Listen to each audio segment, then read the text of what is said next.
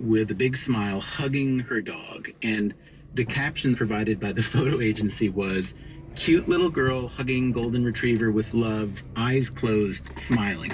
And in the tweet, you suggested a more accurate caption would be, "Dog mightily managing self-control while being squeezed around the neck in an uncomfortable way." So, can you talk a bit more about that? Does this mean, first of all, that dogs don't like to be hugged, for instance? Some dogs, all dogs, etc.? Yeah, I think the hug is a very human way of showing affection, right? And if you'll notice that very few dogs hug each other, that's not a greeting that they do. Often dogs will be fine with it because they put up with a lot from us, right? That's part of what dogs constitutionally are. They're flexible and adaptable to different behavior toward them. But you never see a dog working to get inside of a hug of yours, right?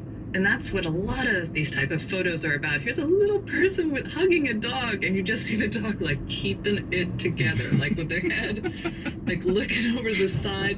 And it's scary because, the next move of that photo could be the dog biting the face of the child and not meaning to be aggressive, but just trying to get out of this uncomfortable position. And then suddenly it's an aggressive dog that has to be returned to the shelter or the breeder.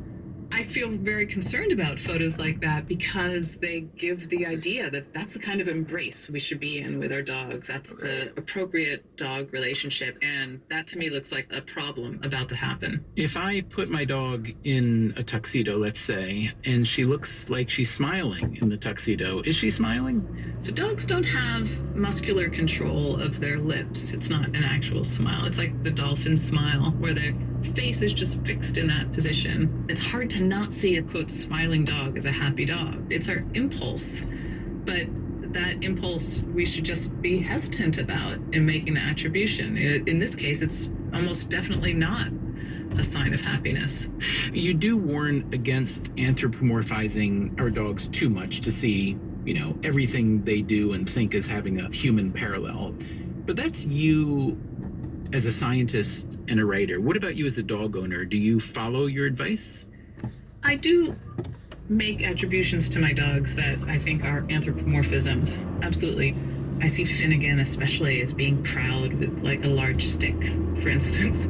But I also at the same time have the experience of saying, if you have a large stick, you have to hold your head up more because you're trying to balance the stick. So I can't really say anything about his experience. And that's also okay with me. I kind of like that there's a mystery there, that it's not just automatically what I assume it looks like. And then the question is, can you just suspend for a second the feeling that we know everything about them and just wonder or ask a question that can be tested instead of just assuming? I frequently hear dog owners verify their dog's love of them through the kisses delivered upon them when they return home. These kisses are licks, slobbery licks to the face, focused, exhaustive licking of the hand, solemn tongue polishing of a limb. I confess that I treat Pump's licks as a sign of affection. Affection and love are not just the recent constructs of a society that treats pets as little people to be shod in shoes in bad weather, dressed up for Halloween, and indulged with spa days. Before there was any such thing as a doggy daycare, Charles Darwin, who I feel confident never dressed up his pup as a witch or goblin, wrote of receiving lick kisses from his dogs. He was certain of their meaning. Dogs have, he wrote, a striking way of exhibiting their affection, namely by licking the hands or faces of their masters. Was Darwin right? The kisses feel affectionate to me, but are they gestures of affection to the dog? First, the bad news. Researchers of wild canids report that puppies lick the face and muzzle of their mother when she returns from a hunt to her den, in order to get her to regurgitate for them. Licking around the mouth seems to be the cue that stimulates her to vomit up some nicely partially digested meat. How disappointed Pump must be that not a single time have I regurgitated half-eaten rabbit flesh for her. Now, the good news. As a result of this functional use of mouth licking, kisses, to you and me, The behavior has become a ritualized greeting. In other words, it no longer serves only the function of asking for food. Now it is used to say hello. Dogs and wolves muzzle lick simply to welcome another dog back home and to get an olfactory report of where the homecomer has been or what he has done. Since these greeting licks are often accompanied by wagging tails, mouths playfully open, and general excitement, it's not a stretch to say that the licks are a way to express happiness that you have returned. You do write about this one experiment, I'm pretty sure it was not one of yours, designed to tease out how dogs respond in an emergency, where the owners were instructed to fake a heart attack or to pretend to have a bookshelf collapse on them.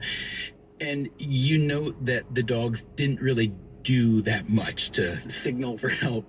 But you've also told us in the book that dogs sense a great deal about our inner lives by observing our behavior and also by sniffing out our excretions, our sweat and testosterone and maybe cortisol, whatever. So I wondered in an experiment like that, if the humans are faking it, wouldn't the dogs kind of know they're faking it or at least not be concerned that it's real? Yeah, I think that's a really good complaint about the experiment. And those experimenters, I think, realized it after the fact that, oh, well, maybe the dog wasn't responding because the person didn't smell like they were stressed or were having a heart attack. So why should the dog respond? Another part of it is, even if they're really sensitive to our physiological or behavioral changes, which I think they are, that doesn't mean they always know the meaning of those changes. So, a dog who comes to me if I'm crying isn't necessarily doing the same type of thing that a person is if they come to me when I'm crying, as a comfort. The dog may in fact be a comfort, but what the dog definitely knows is, I'm doing something different. I'm making a lot of noise. I probably smell different. Like, let's go see what's going on here. And so in the emergency example, even if they had succeeded at that test, it wouldn't make sense to me to say, oh, that's because the dogs understand that there's an emergency situation. This type of research was generated from the kind of hero dog narration where you read about in the news a dog that pulled 3 children from the water, where they were drowning. And you think, oh my God, it's amazing. I'd love that dog. And then people extrapolate and think all dogs are like that. Or as you write, people actually believe those stories 100% when in fact there might be a lot of other factors going on in that hero seeming situation. Exactly. Were they trained to do that? Did they just accidentally do it? Were the children actually okay? You can't tell. And we also never get news reports of, 3 children drowned because the dog standing on the bank failed to see that they had to be saved. We never get that news story, right? Dog stands idly by on riverbank while people are drowned. Coming up after the break, we all know some dog breeds are naturally aggressive, right? No, breeds are not naturally aggressive, period. We will be right back with Alexandra Horowitz and Inside of a Dog.